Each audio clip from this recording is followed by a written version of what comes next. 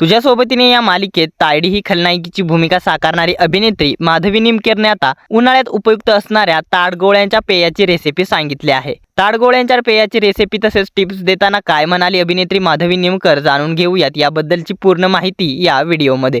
त्यात आपल्या फिल्मी उचापती या चॅनलला सबस्क्राइब केलं नसेल तर सबस्क्राइब करून घ्या। उन्हाळ्यात त्वचेची काळजी कशी घ्यायची याबद्दल माधवी निमकरने अनेक टिप्स दिल्या आहेत। माधवी निमकर मराठी मालिका विश्वातील लोकप्रिय अभिनेत्री आहे।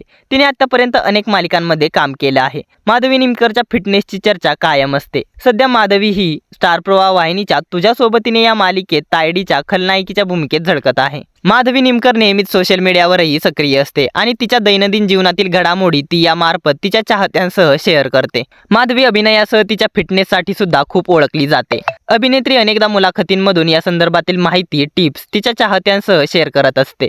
अशातच आता तिने स्किन केअर टिप्स दिल्या आहेत। सध्या उन्हाळ्यामध्ये सर्वत्र प्रचंड गरमी वाढली आहे।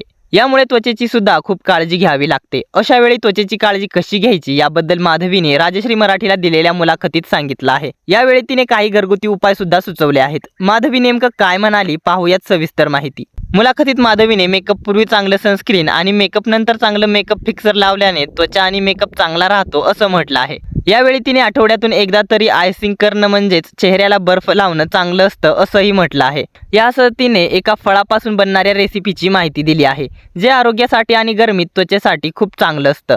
माधवीने यामध्ये ताडगोळ्याची रेसिपी सांगितली आहे। माधवी म्हणाली, ताडगोळा आत्ताच्या दिवसात खूप फायदेशीर आहे, ते तर खाल्लंच पाहिजे।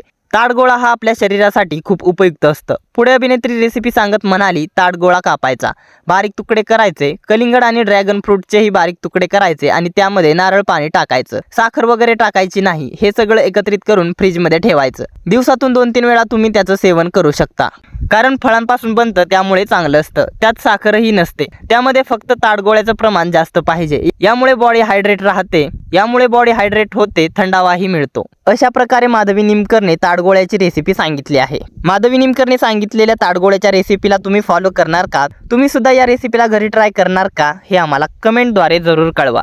तसेच माधवी निमकर अभिनेत्री म्हणून तुम्हाला आवडते का? तुझ्या सोबतीने या मालिकेतील तायडीची तिची खलनायिकेची भूमिका तुम्हाला आवडते का? तसेच तिच्या फिटनेसबद्दल काय आहेत तुमच्या प्रतिक्रिया आम्हाला कमेंट्सद्वारे जरूर कळवा। मनोरंजन विश्वातील अशाच भन्नाट घडामोडी जाणून घेण्यासाठी आपल्या फिल्मी उचापती या चॅनलला सबस्क्राइब करा। धन्यवाद।